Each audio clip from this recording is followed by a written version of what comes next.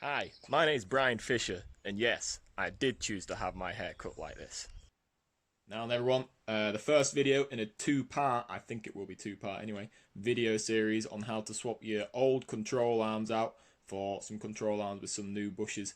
This video we're going to be doing the strip down. Enjoy. Right, so first thing I'm going to do is I'm just going to blather everything with penetrating oil. And I don't know who washed this the last time that it was trialed, but they won't sack it. Excuse me. And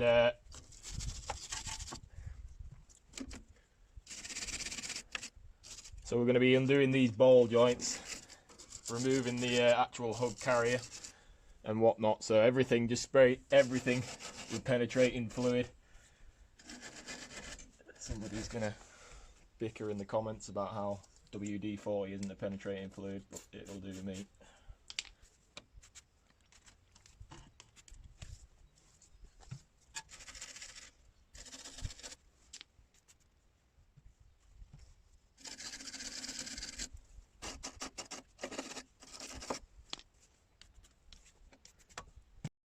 Right, I've got this jacked off the ground, but you can actually just do it, just, you know, in general, in the position it would be anyway, just by jacking the wheel up and taking the wheel off.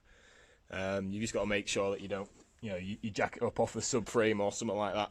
But what we are going to do is, because eventually we're going to be disconnecting enough components that this spring will be able to just push this lower wishbone straight down, and we don't want that to happen. So what we're going to do is we're just going to put the jack right from the beginning underneath the lower control arm.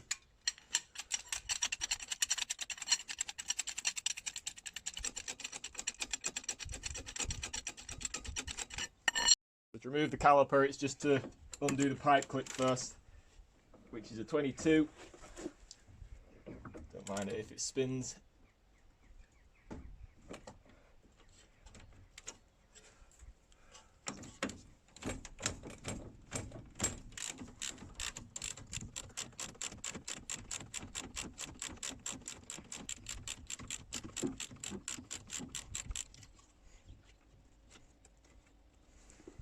Take the clips off, put them out of the way, put the nut back on loosely for now, then get some pliers, pull the R clip out, and then the main pin itself, and remove the horseshoe. Make sure you don't lose anything. You can dry assemble it back together temporarily, and repeat with the bottom.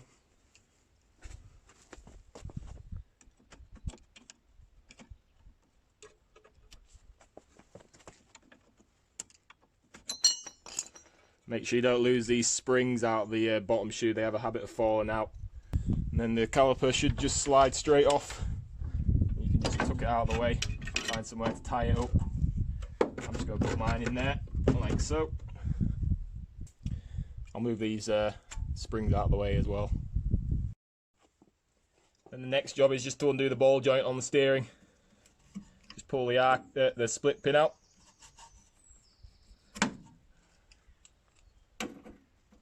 .22mm. Crack it off.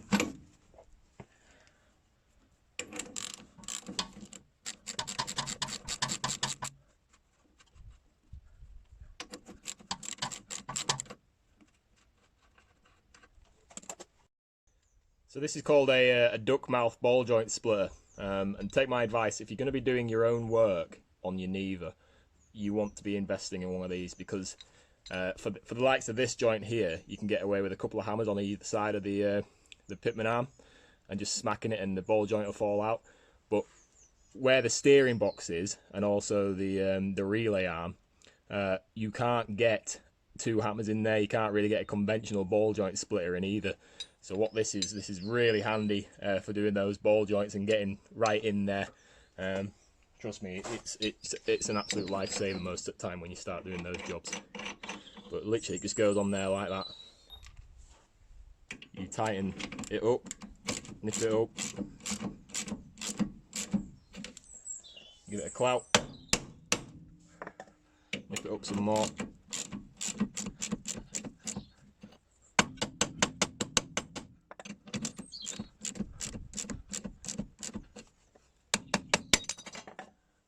There we go. Next we take the hub nut off the centre, get a pry bar, pry the hub cover off. Then I get a centre punch, like so. Just line it up with the groove. What this does is it straightens out the nut rather than tearing it when you undo it.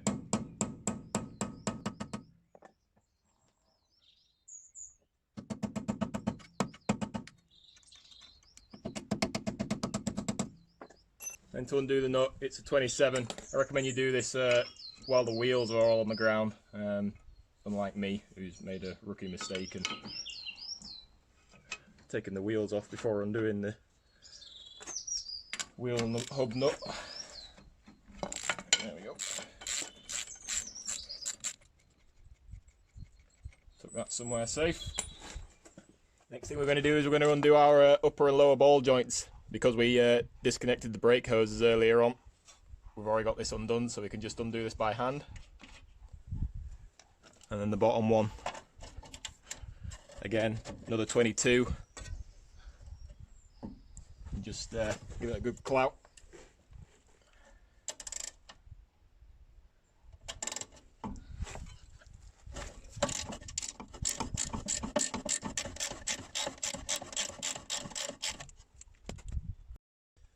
So there's two ways you can remove these ball joints. This is my preferred way. This is actually a ball joint splitter for a 406 Unimog, but we use them for all sorts. They are the handiest bit of kit, really.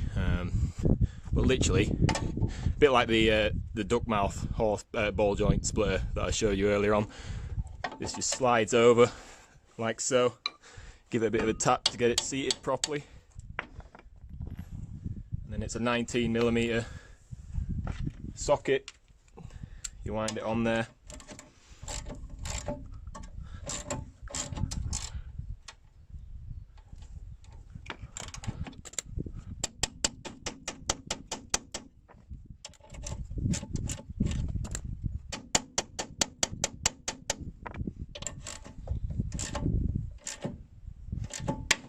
There you go, that's it gone.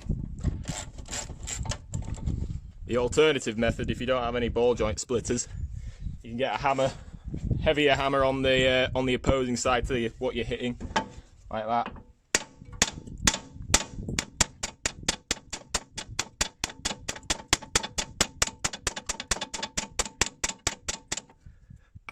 And typically the one time I'm trying to show people it don't work. So what I'll do is I'll just use the ball joint splitter. Sometimes ball joints can actually be a real ball ache.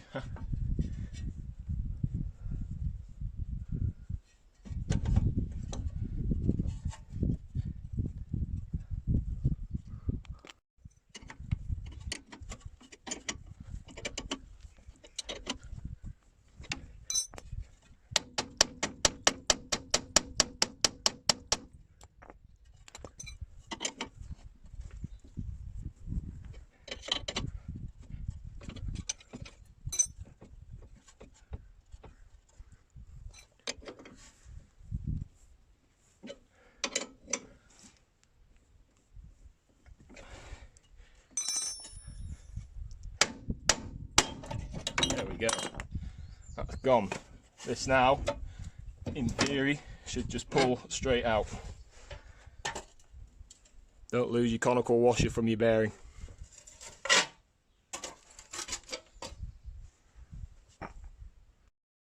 Right, so next we're going to undo this top control arm. It's just two 19s. What you've got to be careful of is there is some shims behind them that set the camber, so make sure you don't lose any of the shims. You slide a spanner down the back, put the spanner on, push the control arm up to get your socket on. And line up.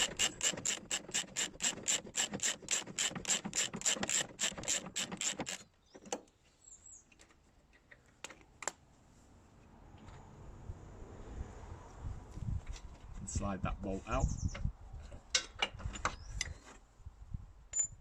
And then do the same on the front.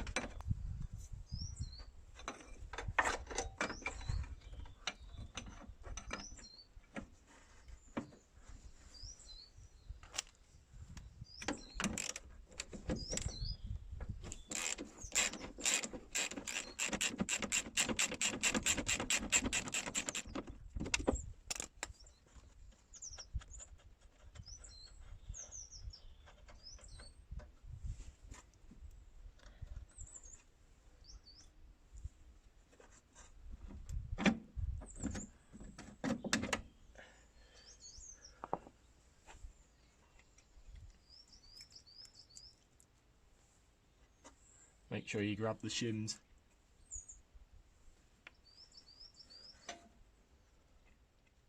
You don't want to get any shims confused between front and rear.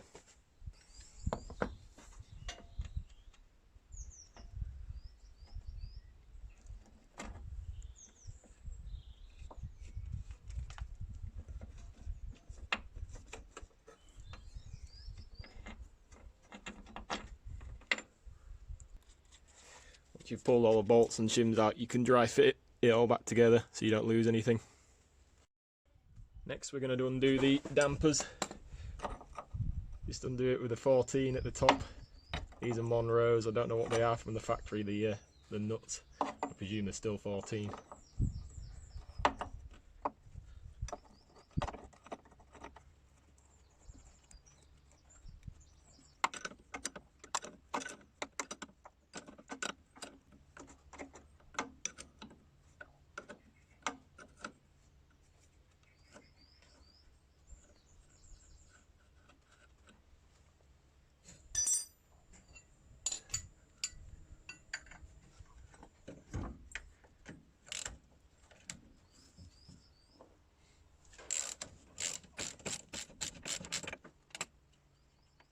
Bottom bolts are 17.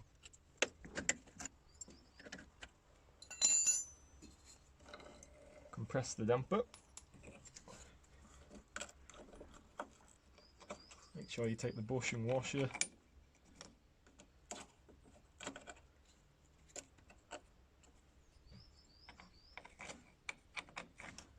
That all goes there like that. And then same again. Just put it all back together so you don't lose anything. Next what I'm going to do is, I'm not going to remove the arm because I've got to take the spring out first, but I'm going to undo the big bolt that goes through the lower control arm.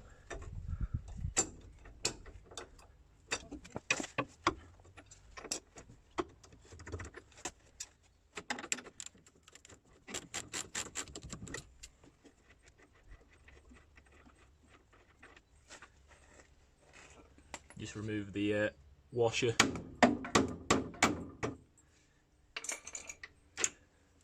Then I'm going to just get the socket on this end as well, which just happens to have a burr on it.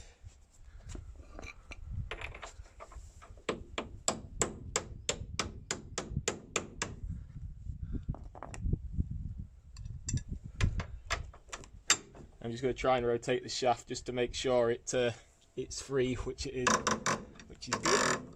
That's what we want.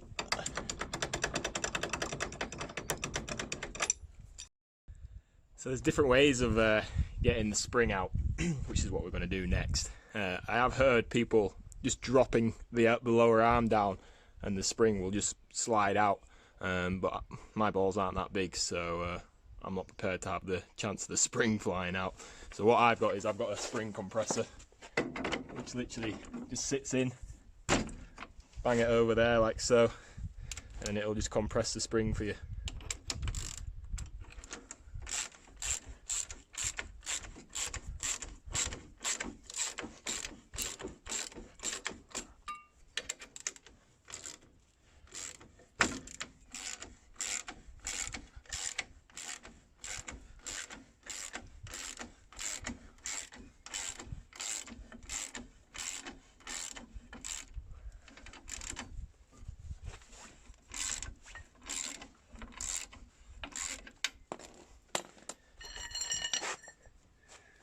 Then you can drop the lower control arm.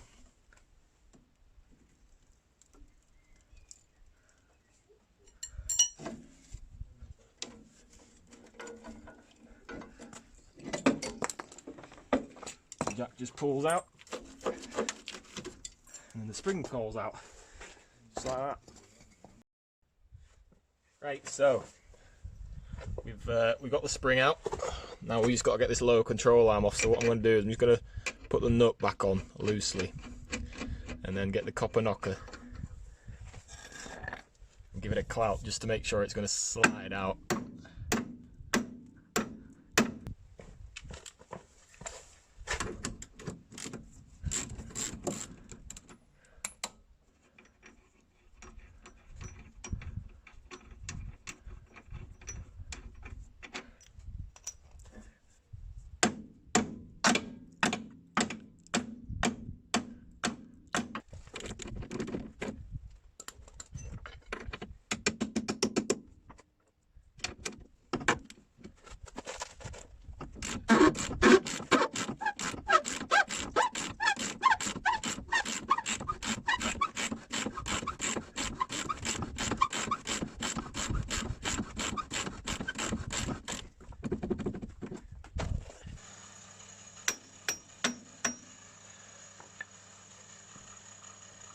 And it should just pull out.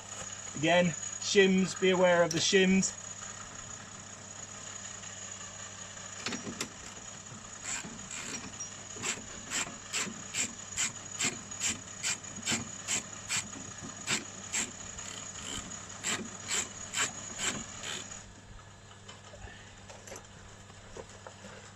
I'm just going to tap this out.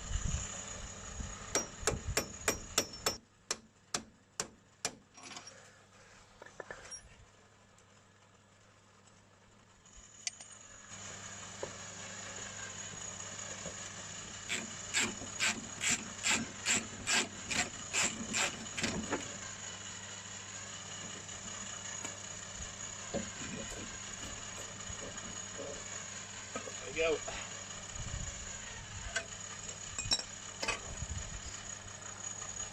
Again, we'll just dry fit all this back together just to make it, we'll leave the shims off actually. No, I've changed my mind. What we'll do is we'll just put the shims at the front and back. I'm actually going to reposition some of these shims because they're both different on each side. So the passenger side has a different amount of shims in each part, so in the front and the back, compared to the driver's side, which isn't a good thing. It can cause the steering to be vague. So I'm actually going to, because I don't have the kit at the moment to set the caster angles, I'm just going to have it so that it's got a lot of caster to keep it running straight, so the steering's not vague. Right, that's basically it. You got your front end stripped down, ready for reassembly. If you like this video, make sure you give it a like, comment, subscribe. There's plenty more coming for the Niva side of things. So, and cheers for now. See you in the next one.